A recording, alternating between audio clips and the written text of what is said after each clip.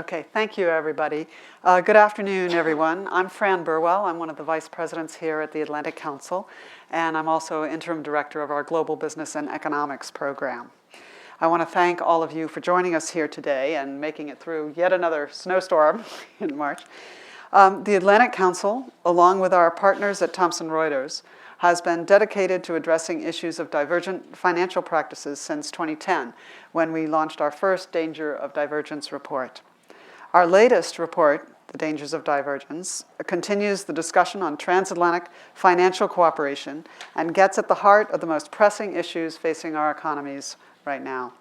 Senator Chris Murphy from Connecticut and our guest tonight, Sharon Bowles, member of the European Parliament, served as co-chairs of that report, offering their guidance and policymaking expertise to our rapporteur, Chris Brummer, and our task force. The effort was a true testament to transatlantic cooperation in the pursuit of convergent, sound, and robust financial policies. But such cooperation on financial and economic policy is important not only for a strong transatlantic economy, but for setting a global standard that other countries can follow. The mission of the Atlantic Council is to renew the transatlantic community to meet global challenges, and our Dangers of Divergence effort has certainly pursued that goal in the arena of financial regulation. As we continue to recover from the global recession and financial crises, the European Union and the United States have made strides in syncing financial rules, but divergences in certain critical areas, such as over-the-counter derivatives, reinsurance, accounting standards, and banking standards, still threaten to undermine our ability to grow an integrated transatlantic financial system. This divergence will be especially important as we look forward to the years when our share of global GDP is much less than it is now. But progress continues. Last week, the European Parliament and member states agreed to create a unified system for handling banking crises. This will undoubtedly mean a more integrated European economy, but it doesn't mean that all is well.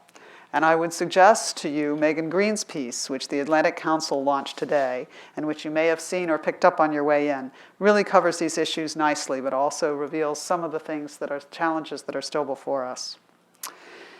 Therefore, it is important to continue this dialogue among members of Congress, members of the European Parliament, and members of the financial and banking systems. Before we start, I want to extend a special thanks to Thomson Reuters for their support throughout the years in fostering such a meaningful dialogue across the Atlantic.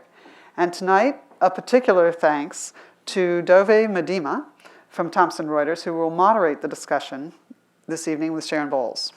It's now my pleasure to turn it over to Chris Perry, Managing Director of Risk at Thomson Reuters and a longtime friend of the Council. We were glad to host him recently at events in London and Brussels, and so it's good to see him on this side of the Atlantic. Chris, over to you. Thank you, Fran. And thank you all for coming on this snowy, I guess it feels like November or December, but it's actually almost April evening. My name is Chris Perry. I am the Global Managing Director of the Risk segment for Thomson Reuters. I would also like to thank the Atlantic Council for partnering with us to pull together this pretty exciting event. I have the great privilege this evening of introducing our primary guest and guest speaker who's come a long way to be here with all of you, Sharon Bowles. Sharon is a British Liberal Democrat, member of the European Parliament representing the southeast of England since 2005, and since 2009 has been the chairwoman of the powerful Economic and Monetary Affairs Committee. The Econ Committee, as it's known, is basically responsible for everything from taxation to financial reform to oversight of the European Central Bank. So in simple terms, you could say that Sharon is Dodd and Frank combined, and for those who know her, even more. During her tenure as chair, Sharon has been a leading force in responding both to the 2008 financial crisis and to the Eurozone crisis, and in holding the political center ground between the larger conservative parties to her right and the socialists and Greens to her left. She is often rightly named as one of the most influential figures in European finance. Additionally, she has ably led the Democratic charge in pushing for increased scrutiny by the European Parliament in areas such as the development of the Eurozone that governments typically see as their own responsibility. She's also argued strongly in Brussels and in this town for better coherence between the U.S. and the EU for reforms, and I've been a part of a panel where she has actually pushed that very strongly. Now, Sharon is standing down at the European Parliament election in May, and so we're delighted to have her agree to be here with us so close to when she will complete her responsibilities. But she has overseen an immense amount of regulatory execution, including things like Basel III and solvency. And tonight we're going to get an opportunity to hear from her, not only on that experience from the past, but also a bit of the outlook. I'm sure we will see her great skills and experience turn to very good use for all of us in the future. So, ladies and gentlemen, I'd like to introduce Sharon Bowles.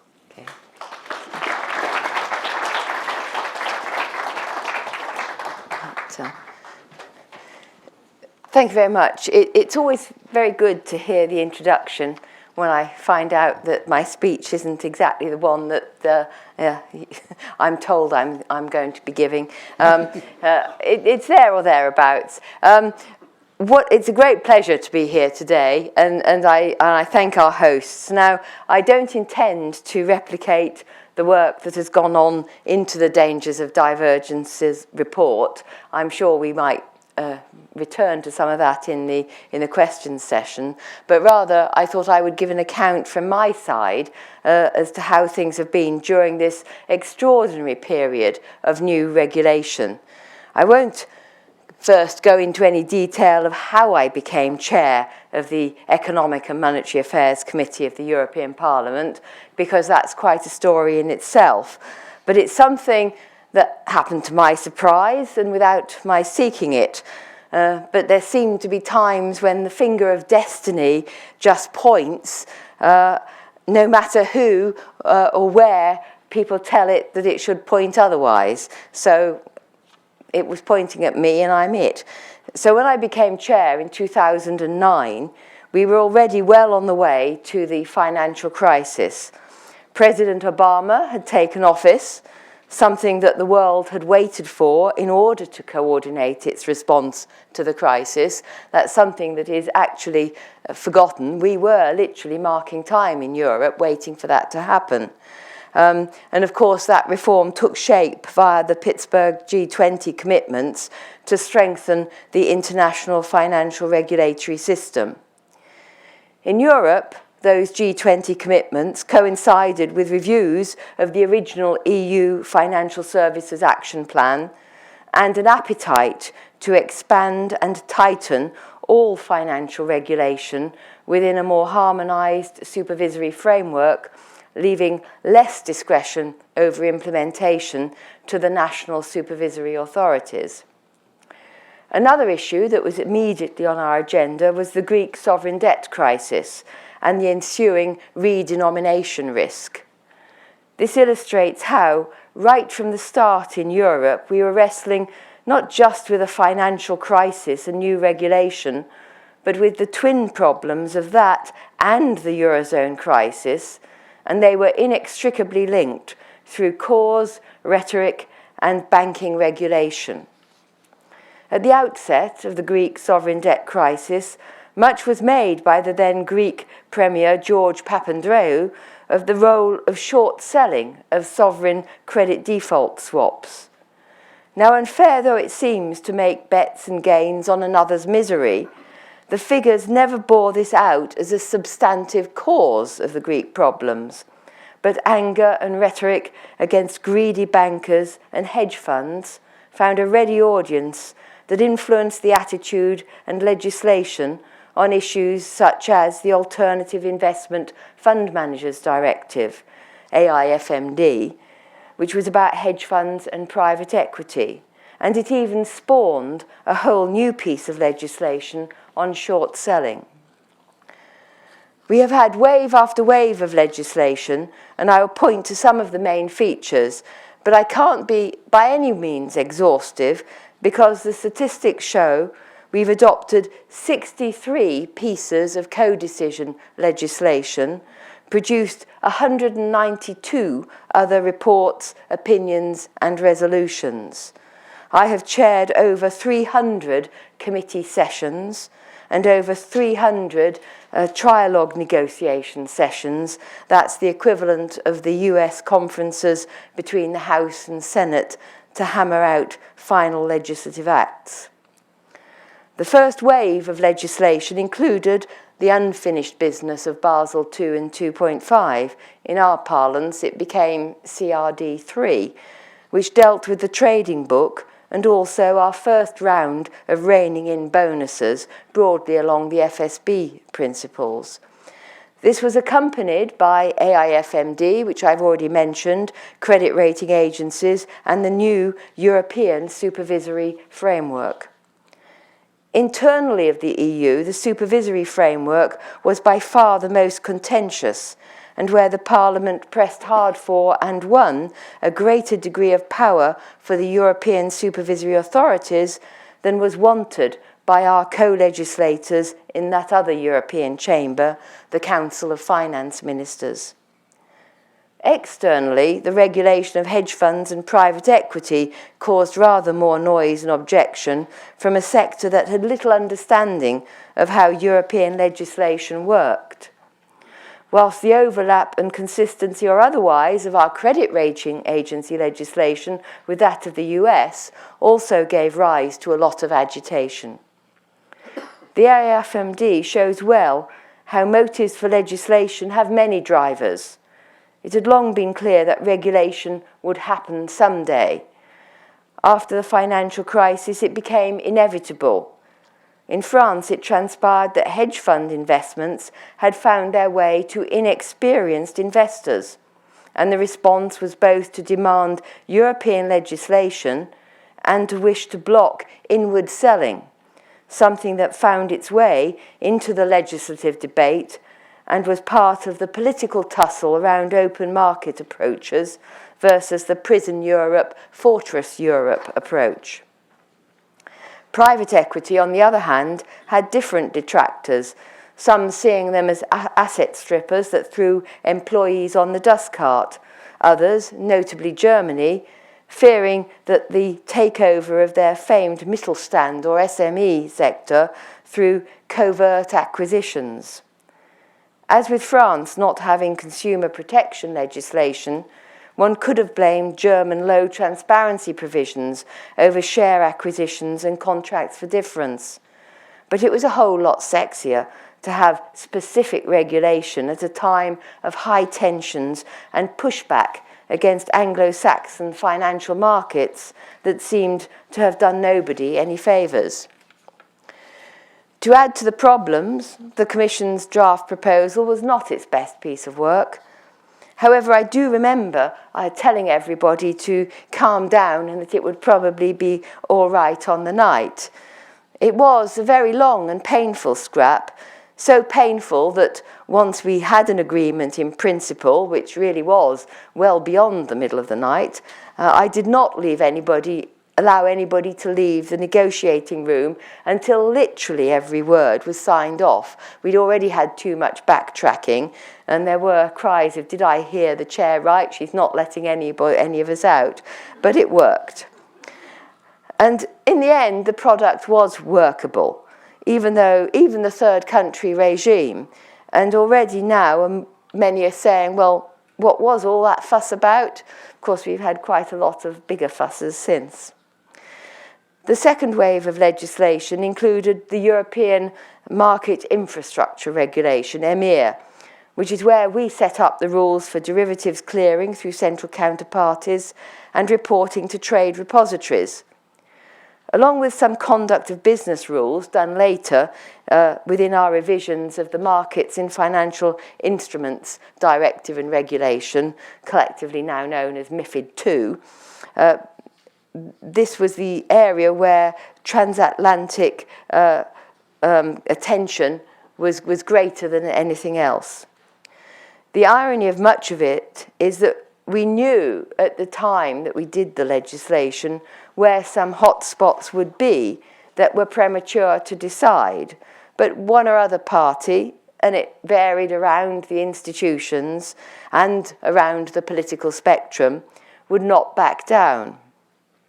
We knew that there should be a possibility to exclude FX swaps and forwards because of what might happen in the US. We knew that there would be technical difficulties in front-loading. On these issues, the Commission wanted to be tough and insisted, actually, as it happens, against the majority view of the Parliament.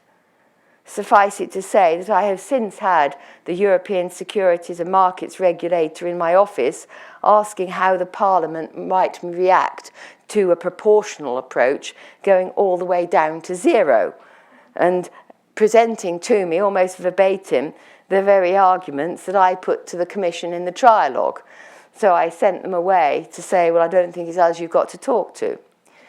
Meanwhile, from the US side, definitions of swap dealers and treatment of non-US persons for transaction-level reporting requirements are placed on non-US swap dealers, that is the famous footnote 513, has caused not just agitation, but real anger.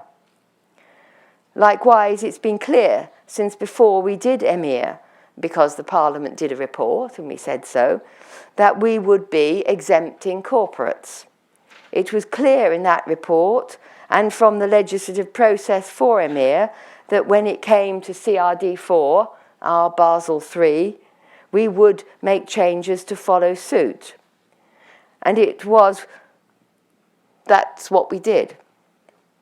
One of the reasons for this particular change is because of the collateral requirement in the EU of CCPs, and unfortunately there's no solution for that in sight, not least as the general thinking in the EU is that the systemic nature of CCPs is one of the biggest challenges to face us, and now is not the time for relaxing anything. So I guess what I'm saying here is that there was not sufficient joining up at an early enough stage, and that in future there needs to be more thought about the differences that exist in markets, because something did go wrong despite the huge efforts at coordination. Now, as I said at the start, we were fighting the twin problems, and by this stage, sovereign bailouts of Greece, Ireland and Portugal were bearing down heavily, and there were also major legislative proposals on economic governance, the so-called six-pack, which tightened the budgetary controls, in particular on Eurozone member states. These and the follow-up two-pack and a plethora of new legislation on statistics and a budgetary oversight semester are incredibly intrusive and painful for EU countries. The external relevance was that shoring up the stability of the Eurozone was an issue of great international importance, even if the minutiae of how it was done was not studied everywhere. Another relevant fact, just as with financial services, was that the European Parliament made very substantive changes, forging a strong alliance with the European Central Bank on these issues. And the ECB had to know that the governance was serious in order to be confident in deploying its monetary policy armoury, which has been crucial too. So then we had the third wave of financial services legislation, which included CRD4, as I've said, that means Basel III, followed by revisions to the market abuse and markets in financial instruments legislation. Of course, Basel III is not finished because leverage and liquidity are still outstanding. Yet a lot of the accusations hurled at the EU are about those issues. Well, my message is that I don't think that Basel or FSB first pronouncements are always perfect, and we know that they change and modify as they work. Remember the time when the idea was that only sovereign bonds counted as liquid instruments? Again, it was the European Parliament that pushed strongly against this. After all, it was absurd when there we were in the middle of a sovereign debt crisis. I think it must have had an effect because Mario Draghi, who was then still the FSB chair, said at a Brussels Economic Forum, "Yes, Sharon, I know what you've been saying about liquidity, and we are making changes." Mind you, I was sitting rather close to him on the panel, and maybe he feared what was coming otherwise. On leverage, the EU banking system is full of mortgages. US has Fannie Mae and Freddie Mac. This radically changes, for example, the impact of leverage ratios. The EU applies Basel to all of its banks, not just the big ones, and also to specialised mortgage banks. So there have to be inbuilt provisions for proportionality. And there isn't an appetite to completely reform or wipe out mortgage banks. In much the same way, it's looking pretty difficult here in the US to reform Fannie and Freddie. Now, this does not mean by any means that big banks will get away with using the legislative flexibility that's intended for small banks. And the introduction of the ECB as Eurozone bank supervisor will make that all the more certain. Basel III came up with overly strong rules on trade finance, and backed strongly by colleagues, I was prepared to challenge on that, and so we changed it. The IMF and World Bank were on my side too. Now Basel has made amends on most of it. Would they have done that if we had not challenged, and had I not taken my challenge to other regulators? Well, when it comes to working out CVA charges, that was another problem, the other side of EMIR, that all relied on proxies. And the situation is completely different in the US, where there's a strong corporate bond market and corporate CDSs. This is not replicated in the EU, and the numbers come out silly. So again, the Parliament was not prepared to tolerate that. And just adding in on the notion of the whole trade agenda, it's also pretty devastating what it potentially does to trade in developing markets that have no choice but to put their FX swaps in place as before they can do anything. But I regard the fact that we had these differences as somewhat a failure of Basel and a failure to take account of realities, but also in the EU, failures to have got its act together at that stage and to recognise these differences in our markets. So whilst there are serious reasons to look to more G20 and international organisations playing a lead, there are also serious reasons for better detailed feedback at an earlier stage. And G20 can't do that level of detail. On MiFID, there was much to do to update and establish comprehensive coverage and have stricter controls on market structure. The issues that took the highest profile were restrictions on algorithmic and high-frequency trading and the establishment of a European regime for commodity position limits. There was also great contention over the fungibility between CCPs and open access. But after much hard negotiation, many long nights, and a 5-year delay in actually getting there, in the end, we have solved all of these problems, and we do have both fungibility and access. Market abuse rules have been tightened and modified, not least in the light of LIBOR and other scandals. We had very useful cooperation with the CFTC in the US on this. Now, there are issues here that annoy the Parliament in terms of not being able to mandate high enough administrative fines because of the way that it interacts with criminal law, which is still a new area for legislation in the EU.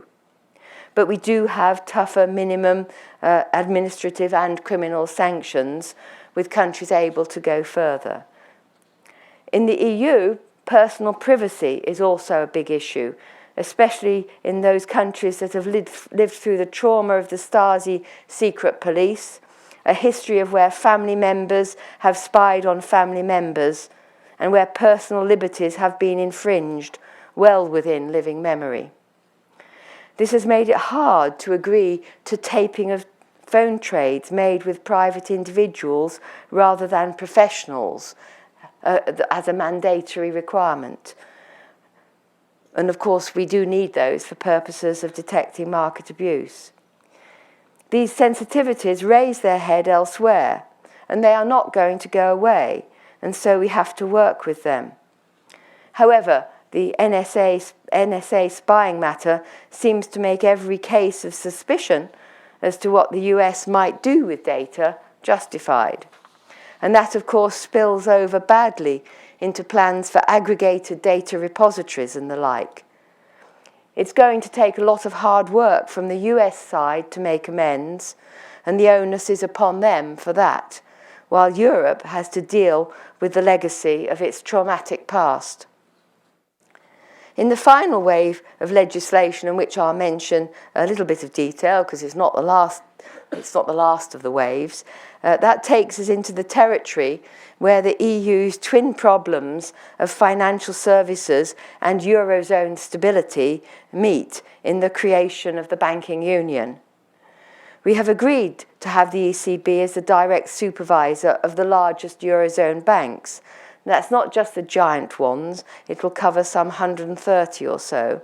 And the ECB is the responsible supervisor for all banks, so they can be called in if there are problems.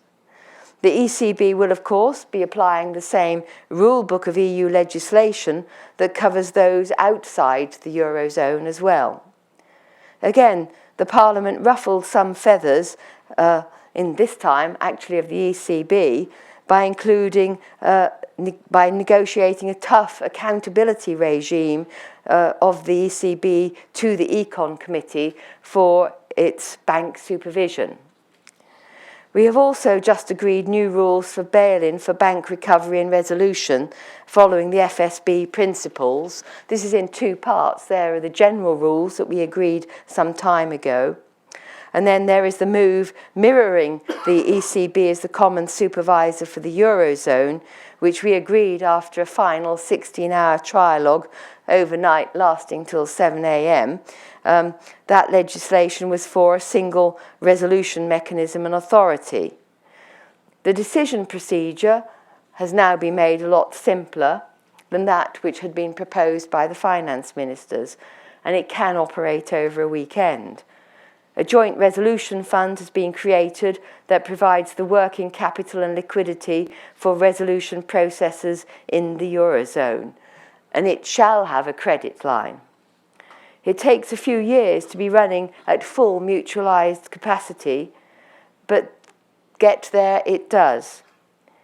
And the European Parliament played a big part in getting this single resolution mechanism into a much more workable state, again, finding a major ally and support from the ECB.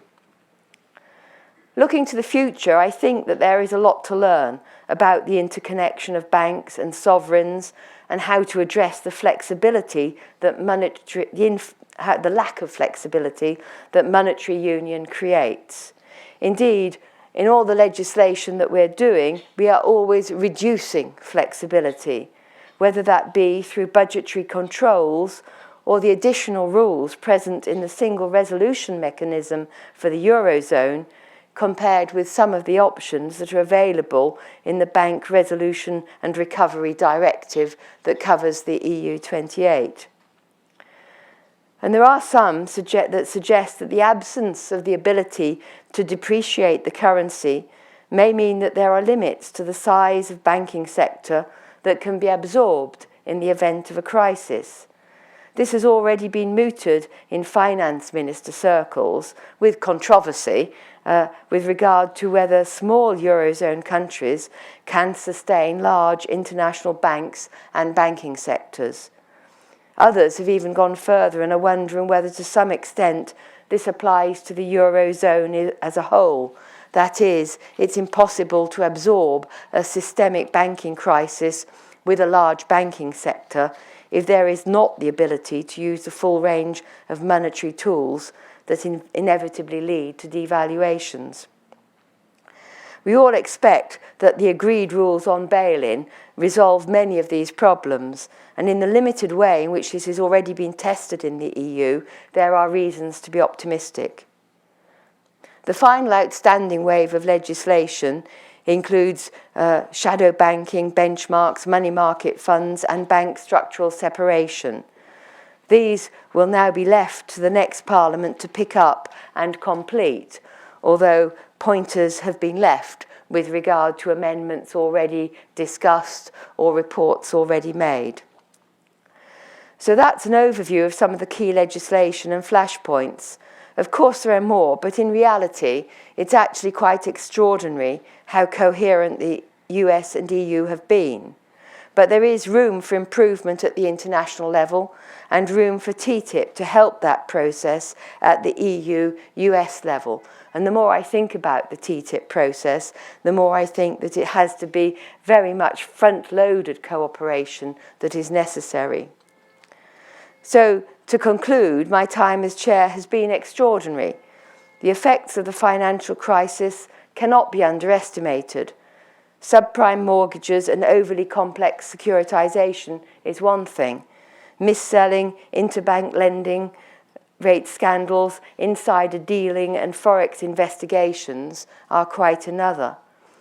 The response from regulators and legislators has been to try and rebuild public trust by a comprehensive overhaul of rules.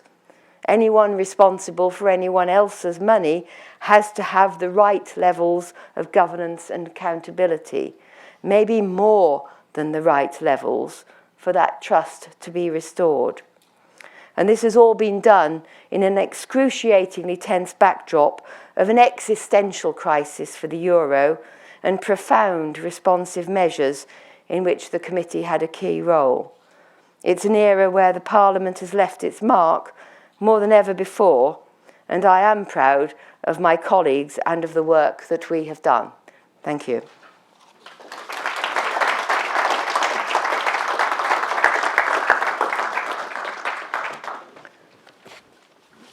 We get to sit here. Well, thank you very much, Sharon, for that very interesting talk. It is remarkable to hear how much has been going on in those years that you were in that role, and to look back at that whole period, in which was probably one of the most interesting that you could have chosen or could have been chosen. Don't remember much about it. Do one on to the next. I wanted to ask you, you mentioned the issue of transatlantic cooperation between regulation, and I think you said something has gone wrong. I think you were specifically referring to the topic of derivatives regulation there. What needs to be done, do you think, in the future to restore trust between the two sides on the Atlantic? Well, I suppose my vision, and it's one that obviously departs a little bit from the US administration, is that we should have some formalised framework of cooperation that presumes that we are going to work together, that we will examine if we're bringing in new legislation, how is it going to operate within our markets, what adjustments might be needed, so that by the time it actually gets to the international organisations, it's not one vision that dominates, and then inevitably discovering that the one side or the other will tweak it to suit its markets because the original didn't. Now this time round it seems to have been perhaps on Basel things, it's Europe that has done the tweaking. On derivatives, it's been that the US has got ahead and has made its rules, and there's been a certain amount of difficulty in establishing rules, I don't deny that, but it's led to some brinkmanship, that we have firms that don't know what they've got to register for or when, and so they can't plan. The boot's on the other foot a little bit the other way round if you start looking now at MiFID and who and what is going to have to register as an MTF. What are the rules going to be? And in my evil moments, I keep thinking, well, why should I make that easy? It wasn't made easy the other way. But my evil thoughts won't count before long, so maybe you're lucky. But I mean, those are the circumstances we don't really want to get into. We should have sorted a lot more out up front. There's a lot, and therefore that's why I think if you put that framework within TTIP, so there is that presumption without it necessarily changing the rulemaking. But we even when we tried to copy, we've had bad experiences because we've now done a European position limits in MiFID. And the rule has been shot down here in the US. We did the same on country-by-country reporting for extractives, being very careful to do the same as you, and whoops, your rule's suddenly gone. So instead of being coordinated, we're left with rules that yours have disappeared. But I don't want to interrupt you, but is that specific example of position limits that you mentioned, isn't that an example of why it would be hard to use the TTIP as a framework to coordinate legislation, exactly because the CFTC is an independent agency? Yeah, I've been giving some thought to that, and of course we have independent agencies, and you're not going to take away the procedure where we make a rule and it comes back to the Parliament and the Council to veto or not, which is how we turn something down instead of it being turned down by the courts. We've both got the same consultative procedure and possibility for it to be turned down. I think in ours it probably would come round again quicker.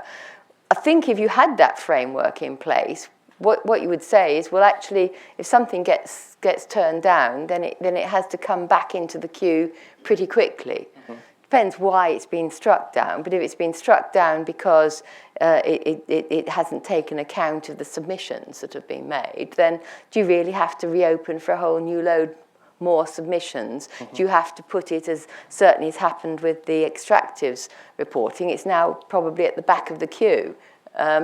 You could have a framework that said, well, where you've done something that is in conjunction with partners, that you have to get it back in the queue very quickly and try again, so that you expedite things. So it doesn't mean to say you're going to have nitty-gritty interference in the rules, because I think we all understand that A, you can't do that, and B, our markets are different, so you do need the local rulemaking. Mm-hmm. Yes.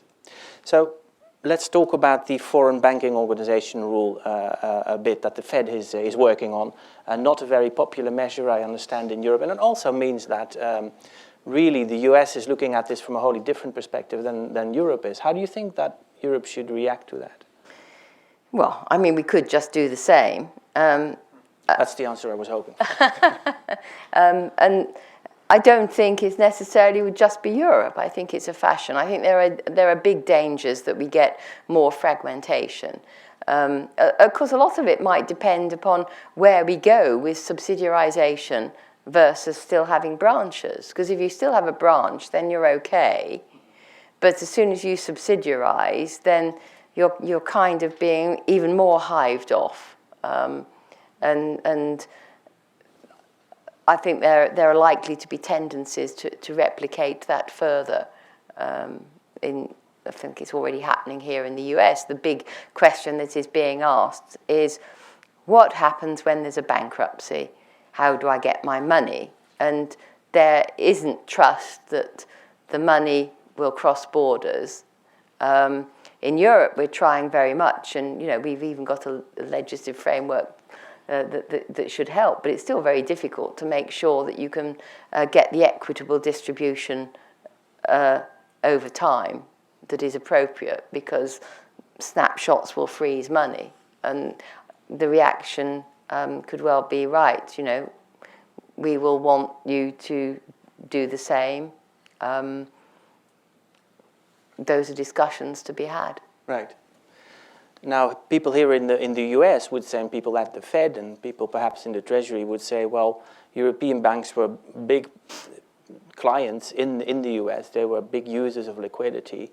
And we're not so certain that Europe is really doing enough to sort out those problems. So how would you react to that point of view? Well, I mean, if you're a subsidiary and you're operating in a country, to a large extent, you are a bank, you are an organisation, an institution in that country, you're servicing that country. I would have thought access to liquidity in that country made sense. Mm-hmm. That you shouldn't necessarily be having to sort of go back to a different place to look for the liquidity. That makes sense to say, well, okay, if this is integral here, it's your markets that got it into that position. Well, you should provide the liquidity. Right. How do you characterize the deal on the banking union in Europe? There is criticism on it. People are saying the 55 billion euro fund isn't large enough. I think the Atlantic Council in their report this morning said it's really a deal that will help stem the next crisis, but it won't help solve the current one and get Europe's banks back to health. Yes, I think that's right. I don't think it's intended for that. I think it is intended as for the future. I mean, yes, everybody would like something that works for now, but you can't have everything. So this is making sure we're stable in the future. As soon as it's actually completed, then there is the allowance that it can go and borrow on the markets on the basis of the income stream. And that is, instead of being an option, it says, they shall seek out that facility, which was one of the things that the Parliament insisted on. And probably over time, they will also get round to sorting out what happens to the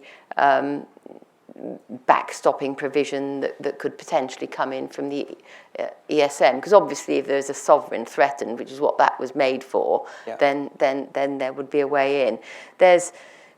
The asset quality review was supposed to be the fundamental cut-off point between the sort of legacy problems of old and going forward, or healthy and clean and so forth.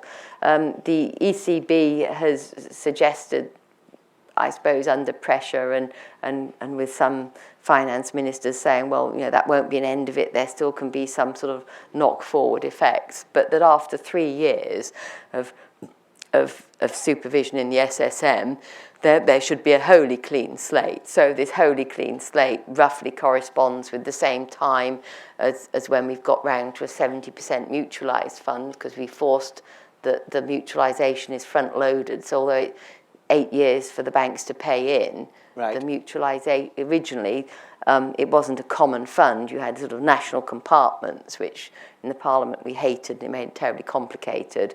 But Germany just was not prepared to mutualise whilst they felt there was still some legacy around.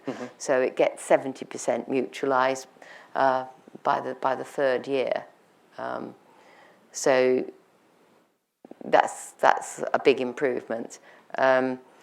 But it's not a fund that is intended to be a backstopping for the asset quality review or anything like that. It is another part of the toolbox. Yes, I understand that. My last question, I know that there needs to be some time for questions from the audience, but is there... Europe is giving a lot of power to the European Central Bank. It's becoming a massively powerful institution outside democratic control. Well, yeah, I mean, it's very difficult, this, because, and it's taken Europe quite a long time to wake up to some of what it is doing. Of course, in its monetary policy role, originally there wasn't any oversight at all.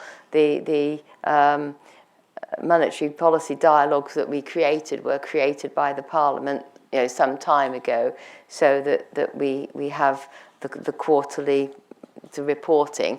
It tends, in the recent years, not to have been used as much for monetary policy as for discussion about what they think about legislation and the topics on MEPs' minds.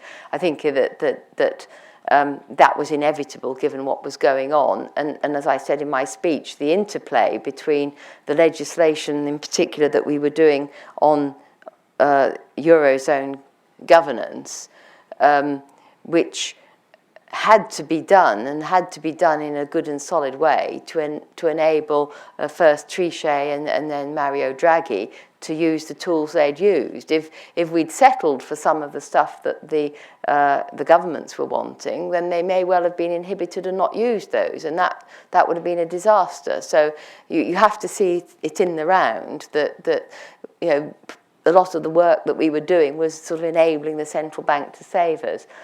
Then when it came to the single supervisory mechanism, national parliaments they've still got rights there if it's within their country, but there are some of the investigative rights that seem to have disappeared. So we did our best to replicate them at the European level, and we did keep running against this.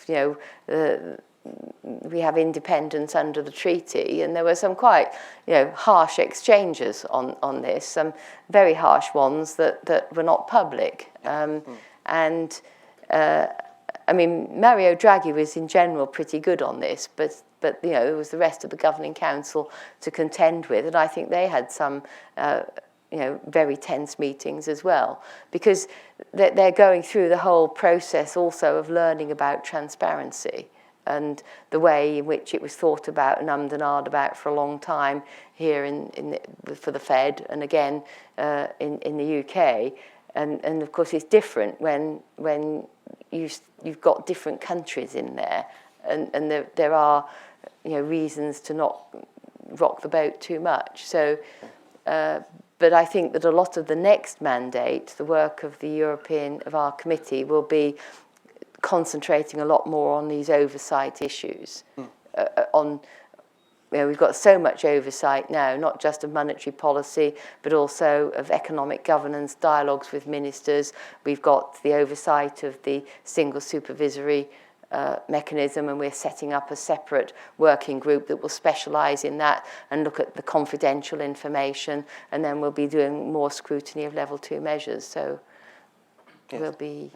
There'll be masses of scrutiny. Are there any questions from the audience? Gentleman here. I'm Harlan Ullman from the Atlantic Council. Thank you for a splendidly comprehensive assessment. I want to ask the obvious question about Crimea, Russia, from your perspective. What do you see the attitude of the European Union and Parliament towards sanctions? And if the United States was forced to go it alone with banking sanctions against Russian banks, how effective do you think that would be, and what do you think the second and third order consequences might be? This is one of the questions I wish I could say pass, given that I've spent about the last 3 weeks in nothing but trialogues. I feel like saying, where's Crimea? It's not quite that bad, but I think that we already had to face up to the way in which, I suppose, Russian money had infiltrated Europe when we were looking at the problems in Cyprus. And of course, having examined our consciences maybe a bit then, it wasn't in time for steps to have been taken to say, well, this is not necessarily always a good thing to be so reliant. And I do think that there hasn't been enough attention paid to the old-fashioned way in which one used to do some of one's sort of geopolitical diplomacy and looking where you got your raw materials from, and it doesn't seem to be the things necessarily that politicians think of. I just remember a policy thing I intervened in once, and coming from a scientific mode, I tend to know where raw materials have come from, and why one was using certain things, and why you therefore had to deal with the politics of it as well. And they looked at me in surprise that I was thinking about it in terms of raw materials, but we should be thinking about that for energy. So, but we are so dependent now, it would seem, on Russian energy, though there is an independence because they need the money. So maybe that one will balance out, we don't really know. But it's certainly made people think again, and it's going to change policy again, pro more renewables. That's for sure. So if there's a silver lining, maybe that's it. But how the exposures to the Russian banking sector, and I think that will tie the hands ultimately of those in Europe who feel they're already in an economic weak position not to do sanctions that will affect them. But of course, if the US does sanctions on its own, I think they're quite good at that, and it's quite powerful. And it would be sad if the majority of Europe didn't want to join in, because it would be affected anyway. So they might as well, if you like, go the whole hog. And maybe that's a bit more where the UK got to in its thinking. But it's a bit like when the Foreign Affairs Committee speaks about banking regulation. I'm not terribly keen in what they say. So I'm not sure I'm necessarily, other than knowing that there are exposures, I'm not sure I'm the best person to be talking about the politics of it. Any other questions? Gentleman in the back there, in the middle. Hi, thank you. I was wondering if the asset quality review happens to turn up a number of problems across Europe. Is there a mechanism for forcing banks to take capital injections? Well, yeah, the usual question is, where's the money coming from for the capital injections, not forcing them? We have in operation already state aid rules that if they're going to have capital, dependent upon where it's coming from, and that's another question, there would have to be bail-in first. So if a bank's a real basket case, then we are being told by the ECB that they will go through the resolution procedures, but I think the difficult cases are what happens if you've got a bank that just needs a capital top up, and we think that the normal way that should be done would be through the normal measures. So you've got a bank that maybe is just scraping through, but you think, well, I want it to have more capital, you want more Pillar 2, then you would say to the bank, well, what's your plan for building up your Pillar 2 capital? And over a certain length of time, it's built up. I think there was this idea that, and yes, it would be nice if you could kind of do a flash recapitalisation of any dodgy bank, but that's not necessarily going to fit with the availability of funding. There is still money that is earmarked in the European Stability Mechanism that is for bank recapitalisation, so they could use the Spanish mechanism there, where you don't go into a sort of full-blown programme as you have to normally if you're tapping the ESM, that under these special circumstances there could be a light touch regime. But it's one of the highly contentious points of exactly how and what is going to be done. But I think that there's been an awful lot of work done by the banks as well, of making their capital position a lot better than it was. So I think we're quite a long way further along than we were. So bad cases, in theory, they're going to go, and those that need more do it through normal Pillar 2 mechanisms.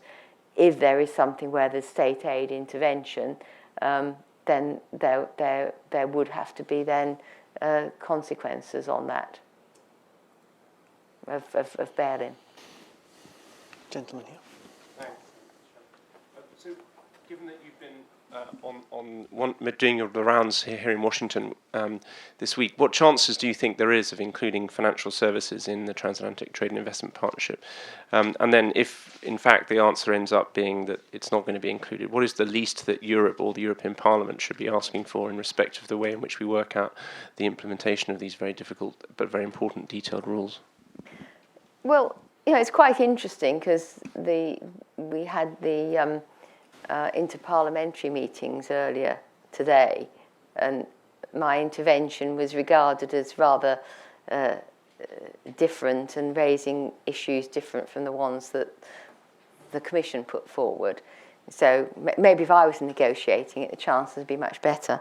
I think there is quite a lot of interest being generated by the kind of way that I'm expressing it, about a lot more about upfront coordination. I don't think it's that different from what the Commission has put forward as some of its objectives of a framework. But I think if you read the papers that have come from the Commission, they tend to have talked about it in the framework of enacting international legislation. And what I think I'm realising is actually our cooperation has to actually be on the front end of that. And if you talk about it in terms of making sure the structure is there so that you don't find that you're doing this brinkmanship and being left high and dry, when in those terms people are a lot keener on it. Actually, on one congresswoman was saying that they actually come to the conclusion that the European way of doing legislation was was a little bit better because we did more detail at the legislative stage and it wasn't all left to the agencies. So I'm not quite sure what I've started running there, which you may or may not like, which is all quite interesting. So I think a lot, it depends. But if you try to indicate that in some way the TTIP enshrines all of the features of Dodd-Frank automatically, or enshrines anything automatically, then they're shying away from it. But I don't see how you can do that anyway, because we're always changing financial services legislation. So go to the framework of cooperation and maybe a bit more thinking about what I just said in response to one of your questions, that, well, okay, if a rule falls on one side or the other, then instead of sort of going away and licking your wounds and wondering whether, well, I'm just going to assign that to the dustbin, there being some, requirement that you bring it back faster. I think those kinds of ideas might catch on.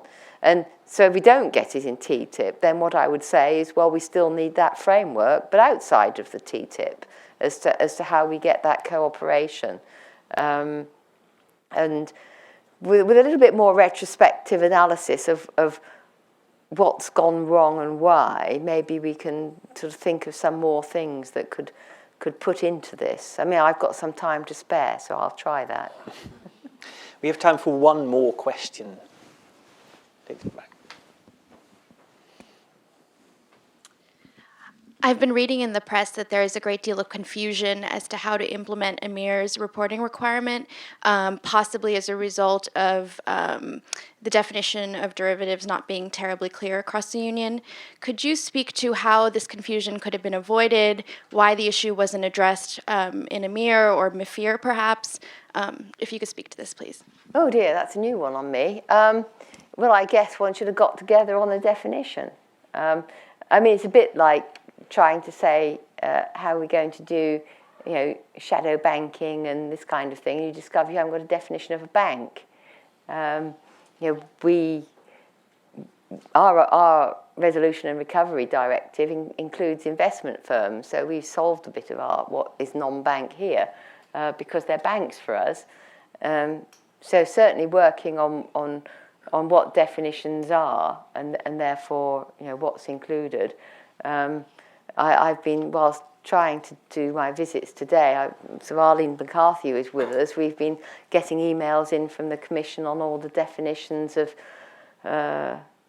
in market abuse that refer to MiFID and a horrible mess that is developing there. I've been trying to draft that on the hoof whilst going around Washington as to how you sort of sunset the old ones and sunrise the new ones. But yes, I think we should have got together. But I don't know the specifics because I haven't been reading the press. I've been negotiating SRM. And then out of SRM into PAD and out of PAD into PRIPS. No sleep in between. I'm very glad you could still make it to here, to this event, though, and share your thoughts with us. So thank you. What's next? What are you thinking about next? Me? Oh, I don't know. I'm waiting for the offers. That's not bad. I want to do something where I can stay active in trying to change the direction or influence the direction of policy. Whether that can be done best from an industry side. I mean, I'm not intending particularly to do it from the policy. I'm retiring from politics. That's generally the plan. But still interfering in what's going on is part of my plan.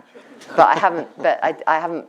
There isn't any. There's nothing going to be as good as this, is there? I mean, at the moment, I have an idea. There's a piece of passing legislation, and I've popped it in. And in years to come, you'll find all kinds of things, that hopefully are helpful. So, but I'd like to do something that was still transatlantic, because I quite like explaining what's going on in Europe, in Washington, because I even coming around with colleagues today, I can see that they don't necessarily interpret the question in the way I do, and so they give a good answer, and then I come on with an extra bit, which was the bit that was actually what was wanted, and I quite enjoyed doing that, so I'd like to do that. But maybe they can pay me for doing it in future. Sharon, thank you very much for sharing your thoughts with all of us today. I very much enjoyed that. Thank you. Thank you. Thank you.